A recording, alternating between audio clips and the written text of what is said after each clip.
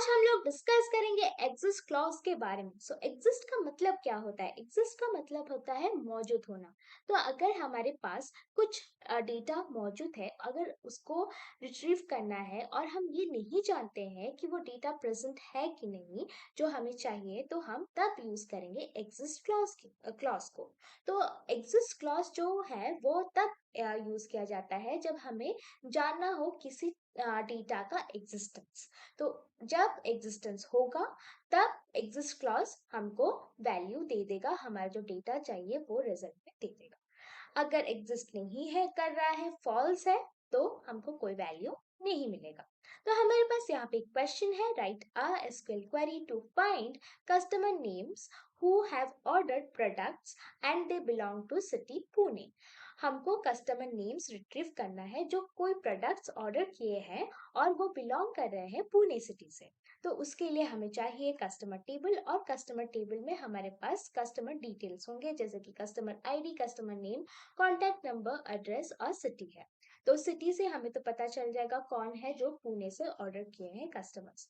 और फिर यहाँ पे हमको ऑर्डर टेबल चाहिए जिसमें कि हमारे पास है order ID, customer ID, order date और product. Customer ID order table में एज ए फॉरेन की काम कर रहा है, वही कस्टमर आईडी हमारे कस्टमर टेबल में एज ए प्राइमरी की काम कर रहा है। तो हम कस्टमर आईडी पे बेस्ड करके ही ये दोनों टेबल्स को लेके एग्जिस्ट क्लॉज यूज करेंगे। यहाँ पे कोई भी जॉइन नहीं होगा।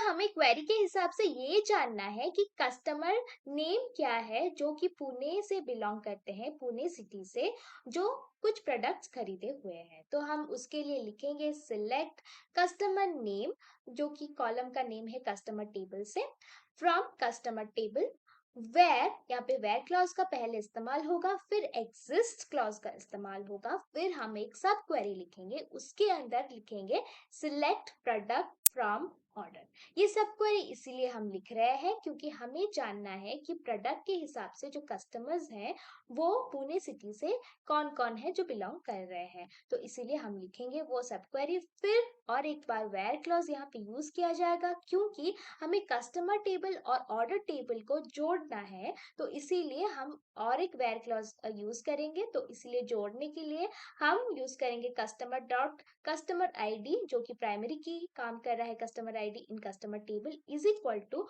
ऑर्डर्स डॉट कस्टमर आईडी जो कि फॉरेन की काम कर रहा है इन ऑर्डर्स टेबल। तो ये कस्टमर आईडी जो है दोनों टेबल्स में कॉमन है, इसीलिए यहाँ पे इक्वल टू साइन का इस्तेमाल हुआ है। यहाँ पे and city is equal to Pune, क्योंकि हमें जानना है कौन कौन कस्टमर्स हैं जो पुणे सिटी से हैं जिन्होंने कुछ प्रोडक्ट्स ऑर्डर किए गए हैं।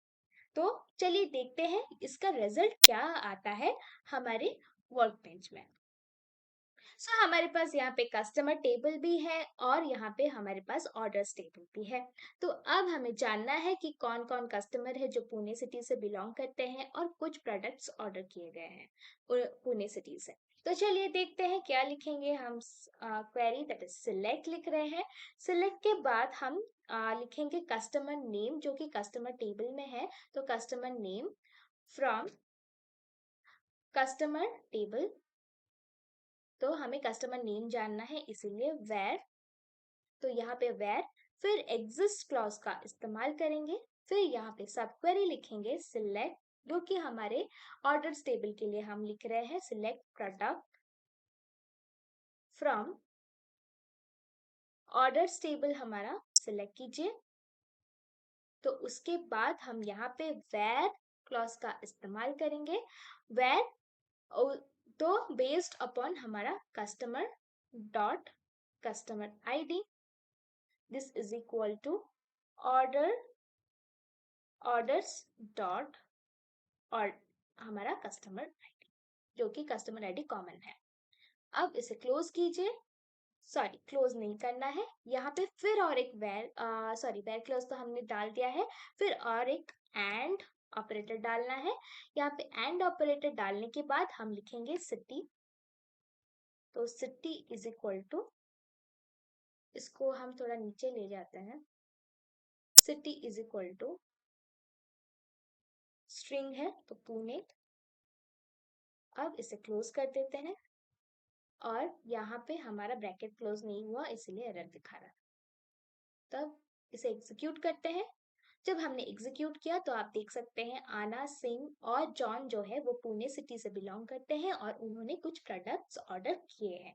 तो इसीलिए यहाँ पे ये तीन नाम ही शो कर रहे हैं हमारे दोनों टेबल्स में से।